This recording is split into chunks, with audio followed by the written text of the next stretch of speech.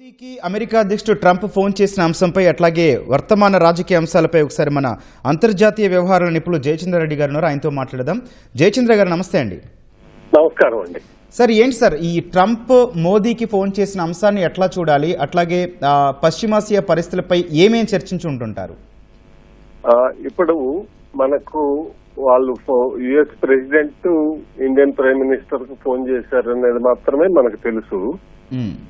వాళ్ళు ఇంటర్నల్ గా ఏం మాట్లాడుకున్నారనే విషయం వాస్తవానికి మనకు తెలియదు. ఇది కాన్ఫిడెన్షియల్. అది కూడా మన త్రూ అమెరికన్ ఎంబసీ ద్వారా బయట వచ్చింది మీడియాకు. సో ఇప్పుడు వాళ్ళు ఏం మాట్లాడారనేది మనకు తెలియకపోయినా కానీ ఇప్పుడున్న పరిస్థితులు బేరీజ్ వేసుకుని వాళ్ళు ఏం మాట్లాడుండొచ్చు అనే విషయాన్ని మనం చర్చించుకునే అవకాశం ఉంది. ఇందులో ముఖ్యంగా మనం తీసుకోవాల్సిన పరిస్థితి ఏమిటంటే, ఇప్పుడు ఈ జరుగుతున్న ఇరాన్ అమెరికా యుద్ధంలో అమెరికా పరిస్థితి, పర్టికులర్ గా ట్రంప్ పరిస్థితి ఏంటనేది ఒక్కసారి మనం ఆలోచిస్తే అతని పరిస్థితి ఇప్పుడు చాలా ఇబ్బందికరమైన పరిస్థితిలోకి నెట్టబడ్డాడు అని ఎందుకు చెప్పాల్సి వస్తుందంటే, ఒకటి డొమెస్టిక్ గా సొంత పార్టీ వాళ్ళే అతన్ని ఈ యుద్ధం పైన క్వశ్చన్ చేస్తున్నారు. రెండవది అమెరికన్ ప్రజలు దే ఆర్ నాట్ హ్యాపీ. మూడో విషయం నాటో కంట్రీస్ అన్ని దూరం పెట్టడం.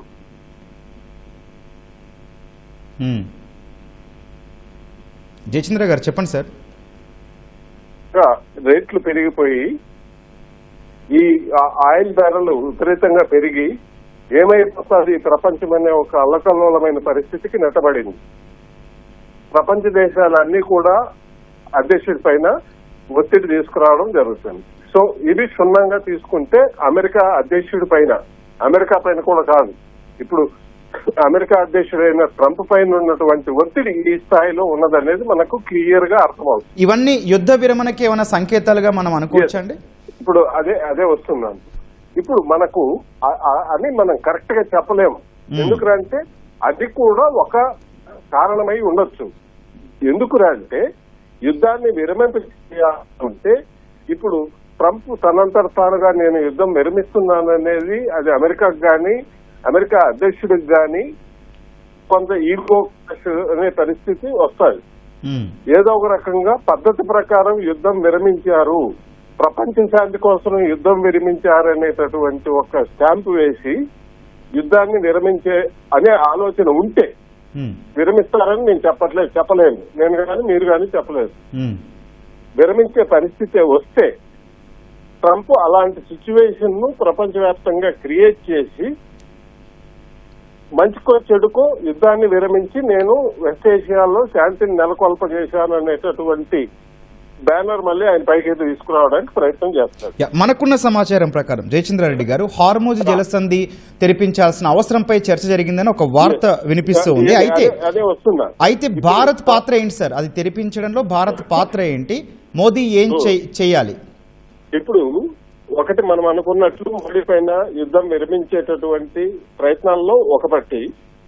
రెండోది వచ్చి యుద్ధం విరమించినా విరమించకపోయినా తక్షణ కర్తవ్యం ఇప్పటికిప్పుడు జరగాల్సిన పరిస్థితి ఏమిటంటే హార్మోజ్ జలసంధి ఫ్రీ ప్యాసేజ్ కావాలనేది ట్రంప్ ప్రయత్నం.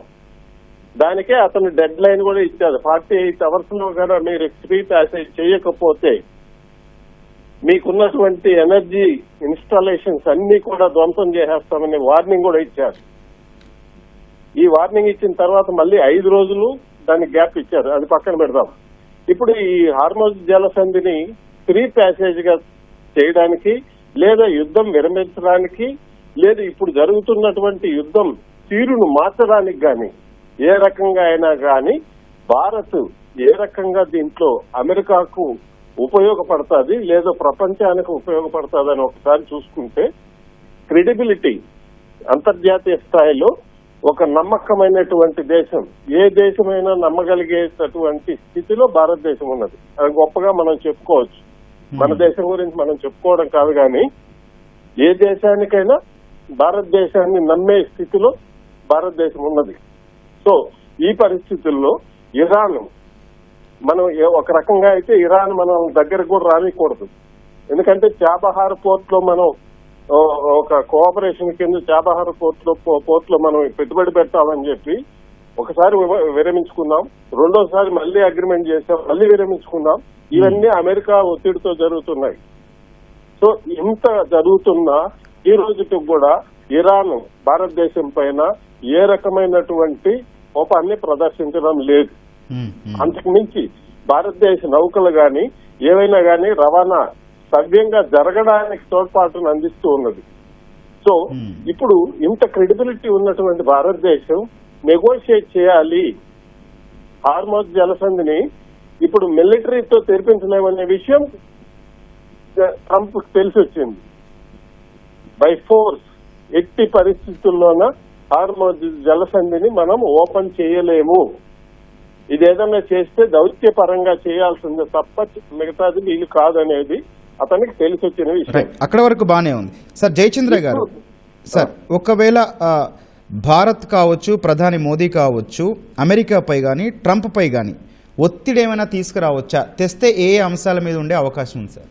ఇప్పుడు ఒత్తిడి తీసుకొచ్చే పరిస్థితి లేదు. ఒక రకంగా వస్తే మనకు మన అవసరం అనేది ఇప్పుడు ఉన్న పరిస్థితుల్లో మన అవసరం అనేది అమెరికాకు ఉంది తప్ప మనల్ని ఒత్తిడి తీసుకొచ్చి మనల్ని ఒక ఖాతాకు నెట్టేసి మన ద్వారా చేయరాని పనులు చేయించడానికి ఎట్టి పరిస్థితుల్లో అవకాశాలు లేవు. రైట్. ఎందుకంటే తనంతట తానే తవ్వుకున్నటువంటి గోతిలో ట్రంప్ గారు పడి దిక్కు తెలియని పరిస్థితుల్లో కొట్టుమిట్టాడుతున్నాడు. ఇప్పుడు ఆ గోతిలో నుంచి గడ్డకి రావాలనంటే భారతదేశం లాంటి దేశాలు, యూరోపియన్ దేశాలు కానీ, జపాన్ ఇలాంటివి థర్డ్ మేజర్ పవర్స్ కాకుండా ఈ మిడిల్ పవర్స్ అనేది, వీటిని మిడిల్ పవర్స్ అంటాం. సౌత్ ఆఫ్రికా కానీ, బ్రెజిల్, ఆస్ట్రేలియా, జపాన్, ఇండియా, ఈ మిడిల్ పవర్స్ ఇప్పుడు ప్లే చేయాల్సిన అవసరం చాలా ఉన్నది. ఆ మిడిల్ పవర్స్ లో మంచి క్రెడెన్షియల్స్ ఉన్నటువంటి దేశం భారతదేశం. ఈ భారతదేశాన్ని ఏదైనా వాడుకోవడానికి ఉపయోగించుకోవాల్సింది తప్ప ఇప్పుడు భారతదేశాన్ని బ్లాక్ మెయిల్ చేసే పరిస్థితిలో ట్రంప్ లేడు, అది మాత్రం షూర్. ఓకే. భారతదేశం అమెరికా మీద ఏమైనా ఒత్తిడి తీసుకొచ్చే అవకాశం ఉందా అండి? లేదు, అది కూడా మనకు అవసరం లేదు. ఎందుకంటే అమెరికా పైన ఒత్తిడి తీసుకొచ్చేదానికి మనకి ఏమున్నాయి? ఇప్పుడు మనం ఏదన్నా నెగోషియేట్ చేసుకోవాలి, ఇప్పుడు యుద్ధాన్ని ఆపేదానికి భారతదేశం వల్ల కాదు. ఓకే. అటు అమెరికాను ఒప్పించి, ట్రంప్ ను ఒప్పించి ఈ ప్రపంచం అంతా ఒకటైతే కూడా ట్రంప్ అనుకుంటే తప్ప యుద్ధాన్ని ఆపడు. ఓకే. అతనంతటా అతను అనుకోవాల్సింది తప్ప వేరే వాళ్ళ మాట వినే స్వభావం అతనికి లేదు. సో మనం యుద్ధాన్ని ఆపడానికి చేసే ప్రయత్నం అనేది అది కుదరదు. ఇంకో విషయంలో మనం భారతదేశం అనేది ప్రస్తుతం మీడియేషన్, ఇరాన్ ను నచ్చజెప్పి అలా కాదు ఇలా ఈ రకంగా ప్రెషర్ తీసుకొచ్చే అవకాశం ఉంది. మీ మాట ఇరాన్ వింటారు కాబట్టి భారతదేశం యొక్క నాయకత్వం అనేది ఇరాన్ తో మాట్లాడి ఆ మాటలు ఏంటివనేది అందరికీ తెలుసు, మనకు తెలియదు.